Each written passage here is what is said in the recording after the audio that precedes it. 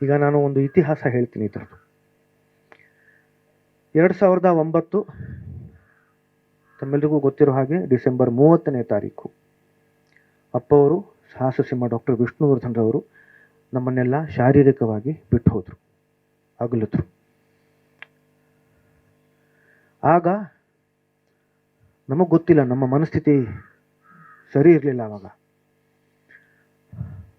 ಚಾಮರಾಜಪೇಟೆಯಲ್ಲಿ ಅವರ ಕುಟುಂಬದವರ ಅಲ್ಲಿ ಯಾವಾಗಲೂ ಸಂಸ್ಕಾರ ಅಲ್ಲಿ ಮಾಡ್ತಾರೆ, ಹಾಗಾಗಿ ಅಲ್ಲೇ ಮಾಡಬೇಕು ಅಂತ ನಾವು ಅಂದ್ಕೊಂಡಿತ್ತು. ಆದರೆ ಅವತ್ತು ಮಾನ್ಯ ಕುಮಾರಸ್ವಾಮಿಯವರು ನನ್ನನ್ನು ಕರೆ ಮಾಡ್ತಾರೆ, ಮಾಡಿ ಹೇಳ್ತಾರೆ, ಅಪ್ಪಾಜಿಯವರು ಅಂದ್ಕೊಳ್ತಾ ಇದ್ದಾರೆ ವಿಷ್ಣುವರ್ಧನ್ ಅವರು ತುಂಬ ದೊಡ್ಡ ವ್ಯಕ್ತಿ, ಅವರಿಗೆ ಹೀಗೆ ಸಾಮೂಹಿಕ ಸ್ಥಳದಲ್ಲಿ, ಸಾಮೂಹಿಕ ರುದ್ರಭೂಮಿಯಲ್ಲಿ ಅವರ ಅಂತ್ಯ ಸಂಸ್ಕಾರ ನಡಿಬಾರ್ದು, ಅವ್ರಿಗೆ ಆದಂಥ ಒಂದು ಪ್ರತ್ಯೇಕ ಸ್ಥಳದಲ್ಲಿ ಅವರ ಅಂತ್ಯಕ್ರಿಯೆ ನಡಿಬೇಕು, ಸರ್ಕಾರದ ಸಕಲ ಗೌರವದ ಸಮೇತ ಅವರನ್ನು ಬೀಳ್ಕೊಡ್ಬೇಕು ಅಂತ ಹೇಳಿದ್ರು. ಅದಾದ ಮೇಲೆ ಯಡಿಯೂರಪ್ಪನವ್ರು ಸರ್ ಇದ್ದರು, ಅವರು ಮುಖ್ಯಮಂತ್ರಿಗಳಾಗಿದ್ದರು, ಅಂಬರೀಷ್ ಅಂಕಲ್ ಇದ್ದರು. ಎಲ್ಲರೂ ಸೇರಿ ಅತ್ಯಂತ ಗೌರವದಿಂದ, ಅಭಿಮಾನದಿಂದ ಆವತ್ತು ಅಲ್ಲಿ ಅವರನ್ನು ಬೀಳ್ಕೊಟ್ರು.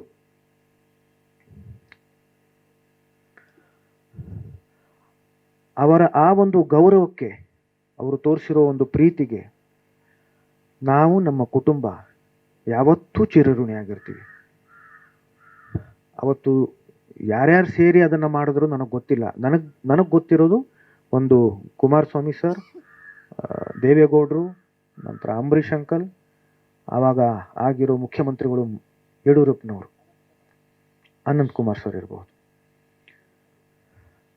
ಸಾಕಷ್ಟು ಜನ ಇದ್ದರು. ಆದರೆ ಅದು ಸಂಸ್ಕಾರ ನಡೀತು.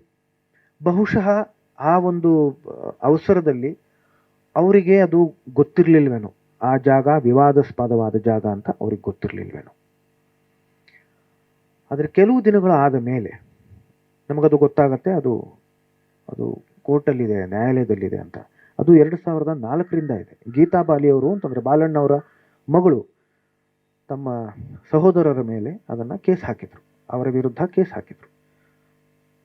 ಏನು ಮಾಡೋಣ, 10 ಎಕರೆ ಜಾಗದ ಮೇಲೆ ಹಾಕಿದರು. ಅವರಿಗೆ ಒಟ್ಟು 20 ಎಕರೆ ಜಾಗ ಸರ್ಕಾರ ಕೊಟ್ಟಿತ್ತು, ಅದರಲ್ಲಿ 10 ಎಕರೆ ಅವರು ಮಾರ್ಕೊಂಡಿದ್ರು.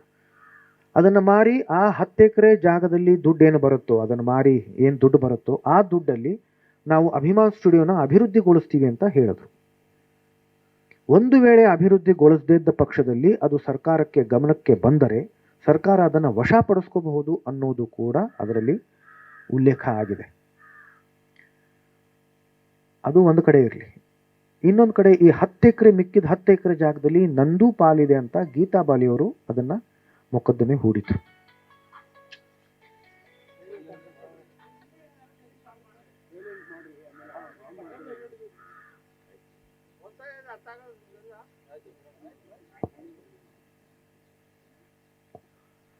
ಅದಾದ ಮೇಲೆ ಸರ್ಕಾರ, ಯಡಿಯೂರಪ್ಪನವರು ತಕ್ಷಣ 10 ಕೋಟಿ ರೂಪಾಯಿ ಮಂಜೂರು ಮಾಡಿದ್ರು ಈ ಸ್ಮಾರಕಕ್ಕೆ. ಒಂದು ಪ್ರತಿಷ್ಠಾನ ಟ್ರಸ್ಟ್ನ ಶುರು ಮಾಡಿದ್ರು, ಡಾಕ್ಟರ್ ವಿಷ್ಣುವರ್ಧನ್ ಪ್ರತಿಷ್ಠಾನ ಟ್ರಸ್ಟ್ ಅಂತ. ಅದು ಸರ್ಕಾರದ ಟ್ರಸ್ಟ್, ಅದಕ್ಕೆ ಮಾನ್ಯ ಮುಖ್ಯಮಂತ್ರಿಗಳೇ ಅಧ್ಯಕ್ಷರಾಗಿರ್ತಾರೆ.